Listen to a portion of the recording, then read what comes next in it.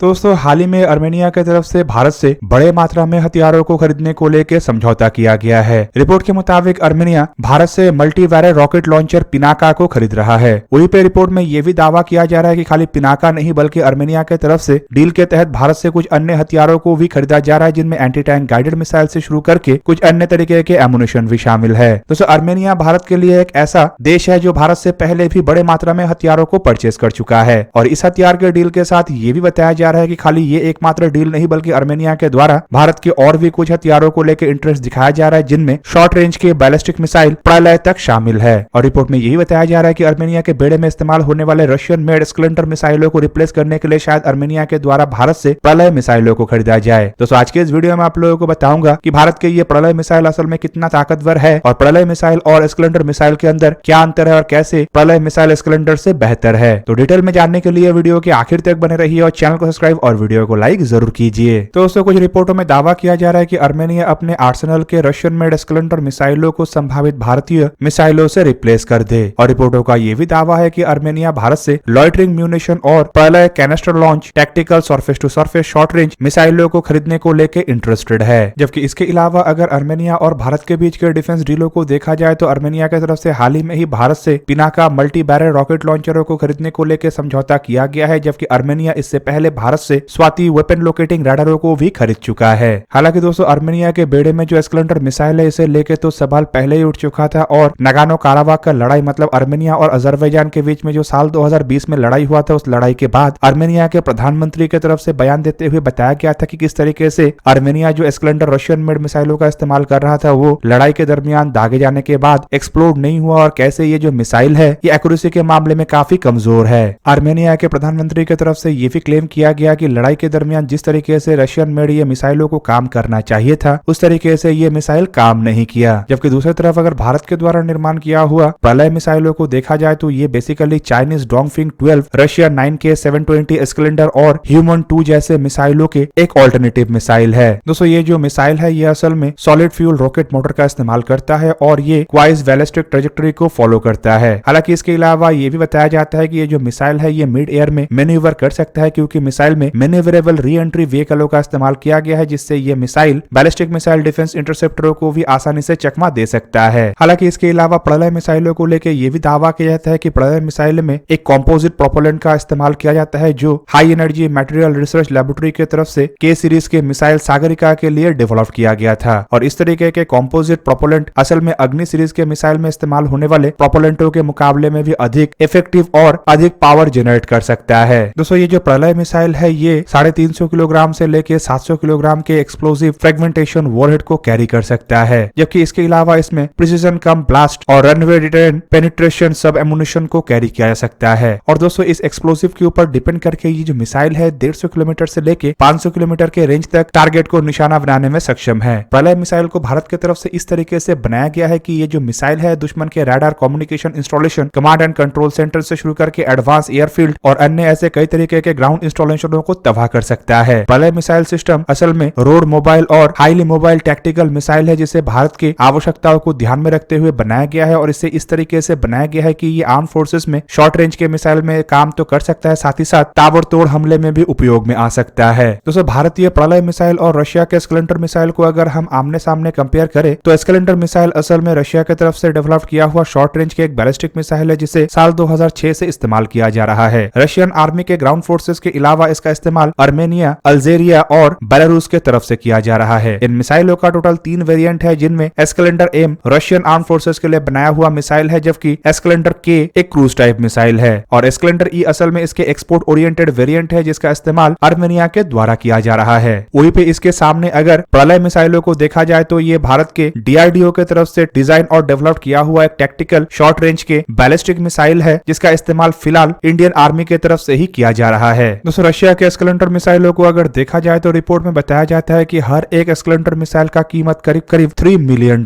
है। हालांकि भारत के प्रलय मिसाइलों को अब तक एक्सपोर्ट नहीं किया गया है, इसी वजह से अब तक इसकी एग्जैक्ट कीमत कितना होगा इसके बारे में तो जानकारी नहीं है, लेकिन एक बार अर्मेनिया के साथ डील होने के बाद शायद इसके एग्जैक्ट कीमत के बारे में भी दुनिया को पता चले। दोस्तों रशियन स्प्लेंडर मिसाइलों को अगर देखा जाए तो इसका वजन 3800 किलोग्राम है, मतलब ये करीब करीब 3.8 टन का मिसाइल है। इसका लंबाई करीबन 7.3 मीटर मतलब 24 फीट है। तो वहीं पे डायमीटर इसका करीबन 0.92 मीटर मतलब करीबन 3 फीट के आसपास है। इसमें 480 किलोग्राम से लेकर 700 किलोग्राम के पेलोड का इस्तेमाल किया जा सकता है और रशियन वेरिएंट में ये परमाणु हथियारों से भी लैस हो सकता है। एक्सपोर्ट ओरिएंटेड वेरिएंट में ये हाई एक्सप्लोजिव फ्रेगमेंटेशन, सबमिशन और पेनिट्रेशन, फ्यूल एयर एक्सप्लोजन और ईएमपी हथियारों से लैस हो सकता है। जबकि प्रलय मिसाइलों को अगर देखा जाए तो इसका वजन करीबन 5 टन मतलब 5000 किलोग्राम के आसपास है। तो वहीं पे दोस्तों इस मिसाइल में करीबन 350 किलोग्राम से लेकर 700 किलोग्राम के वॉरहेड को लगाया जा सकता है और ये warhead high explosive fragmentation warhead के साथ साथ पीसीबी और आरडीपीएस वॉरहेड भी है। हालांकि कुछ जगह में यही बताया जाता है कि भारत इन मिसाइलों को टैक्टिकल परमाणु हथियारों के रूप में भी इस्तेमाल कर सकता है। मिसाइलों में इस्तेमाल होने वाले इंजन को देखा जाए तो एस्केलेंडर मिसाइल असल में सिंगल स्टेज के सॉलिड प्रोपेलेंट के इंजन के द्वारा ऑपरेट होता है, तो वहीं पे प्रलय मिसाइल 2 स्टेज वाले रॉकेट मोटर का इस्तेमाल किया जाता है और इसके थर्ड स्टेज में MARV मतलब मैन्यूवरेबल री एंट्री व्हीकलों का इस्तेमाल होता है। रेंज को अगर देखा जाए तो एस्केलेंडर मिसाइल के रेंज 400 से 500 किलोमीटर है, पर दोस्तों ये रेंज असल में एस्केलेंडर M मिसाइल का है, जबकि इसके एक्सपोर्ट ओरिएंटेड वेरिएंट को लेकर बताया जाता है कि ये जो मिसाइल है ये इससे कम रेंज का मतलब करीबन 280 किलोमीटर रेंज का है। भारत के प्रलय मिसाइल का रेंज करीबन 150 से 500 किलोमीटर का है। हालांकि दोस्तों भारत MTCR का मेंबर है, तो ऐसे में भारत की तरफ से इन मिसाइलों को कितने रेंज का बना के एक्सपोर्ट किया जाएगा इसका फिलहाल जानकारी नहीं है, लेकिन अर्मेनिया MTCR का मेंबर नहीं है तो शायद भारत के तरफ से 300 किलोमीटर के कम रेंज वाले मिसाइल ही अर्मेनिया को एक्सपोर्ट किया जाए। अब दोस्तों मिसाइलों के अगर रफ्तार को कंपेयर किया जाए तो रशियन एस्केलेंडर मिसाइल करीबन 2000 मीटर पर सेकंड मतलब माक 5.9 के रफ्तार में ट्रैवल कर सकता है, जो कि एक हाइपरसोनिक रफ्तार होता है। जबकि भारतीय प्रलय मिसाइलों को लेकर बताया जाता है कि इसका रफ्तार करीब करीब 1200 किलोमीटर पर आवर मतलब 340 मीटर पर सेकंड से लेके 1960 किलोमीटर पर आवर मतलब 544 मीटर पर सेकंड तक है। मतलब ये रफ्तार करीबन माक 1 से लेके माक 1.6 के दरमियान है। मतलब प्रलय मिसाइल एक सुपरसोनिक मिसाइल तो है, लेकिन ये एस्केलेंडर मिसाइल के सामने रफ्तार के मामले में काफी पीछे है। पर दोस्तों मिसाइल के एक्यूरेसी को लेकर बताया जाता है कि प्रलय मिसाइल रशियन मिसाइल से काफी आगे है। रशिया के एस्केलेंडर मिसाइल में नेविगेशन या फिर कहे तो गाइडेंस सिस्टम के लिए जहाँ पे internal guidance, optical terrain counter matching system का इस्तेमाल किया गया है, तो वहीं पे दोस्तों इसके जो एक्सपोर्ट ओरिएंटेड वेरिएंट है उसमें टेरेन काउंटर मैचिंग सिस्टम के साथ साथ जीपीएस, ग्लोनेस जैसे सिस्टमों का इस्तेमाल किया गया है। हालांकि इन सिस्टमों के साथ जहाँ पे बेसिक एस्केलेंडर मिसाइल 1 मीटर से लेकर 30 मीटर के दायरे के अंदर जाके टारगेट को निशाना बना सकता है, तो वहीं पे रशियन वेरिएंट के एस्केलेंडर मिसाइल मतलब एस्केलेंडर M की एक्यूरेसी थोड़ा हाई है और ये एक्यूरेसी 5 से लेकर 7 मीटर के दायरे के अंदर है। भारत के